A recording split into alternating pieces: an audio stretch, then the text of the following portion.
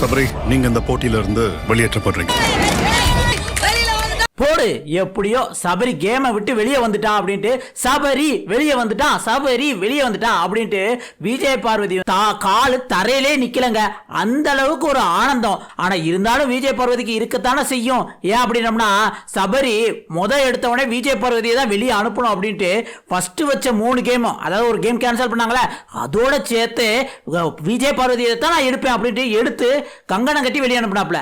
அதுல இருந்து மீதி உள்ள எல்லா ரவுண்ட்லயும் ஒவ்வொரு ரவுண்ட்லயும் எப்படியா சபரி வெளியே போயிடணும், அதுக்காக விஜய் பார்வதி பயங்கரமா பாடுபட்டாங்க. கடைசியில லாஸ்ட் ரவுண்டுக்கு முன்னாடி ரவுண்ட் சபரியை வெளியே அனுப்பிச்சிட்டாங்க. அது வெளியே அனுப்பிச்சது யாரு? நம்ம தல துஷார் தான். அது என்ன ஏதுங்கிறத பார்க்க போறோம். ஆக்சுவலி லாஸ்ட்டுக்கு முன்னாடி ரவுண்டு தான் நடக்குது. அதுல 3 பேர் கலந்துக்கிறாங்க. ஒன்னு சபரி, இன்னொன்னு கமருதீன், அடுத்து துஷார். இவங்க 3 பேர் தான் போறாங்க.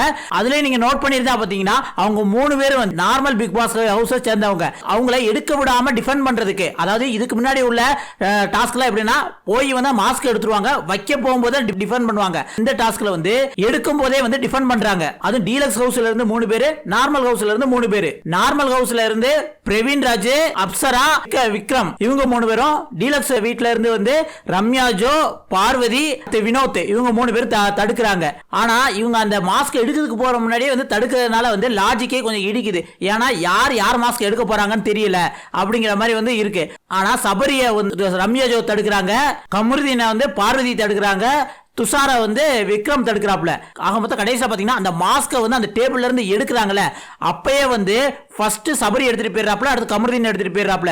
எடுத்துட்டு போயிட்டு உள்ளுக்கு போயிடுறாங்க. ஆனா துஷார் ஃபர்ஸ்ட் மாஸ்கே எடுக்கல, அதுங்களையும் அங்க போயிடுறாங்க. அப்புறம் கடைசி நேரத்துல யாரும் வைக்க முடியல, டிஃபெண்ட் பண்ணிட்டாங்க அப்படின்னா, கடைசி நேரத்துல தான் துஷார் சபரி எடுக்கிறாப்ல. அதுங்களையும் விக்ரம் அந்த பக்கம் துஷாரை தள்ளி விட்டாரா என்னன்னு தெரியல, துஷார் எடுக்கவே முடியல.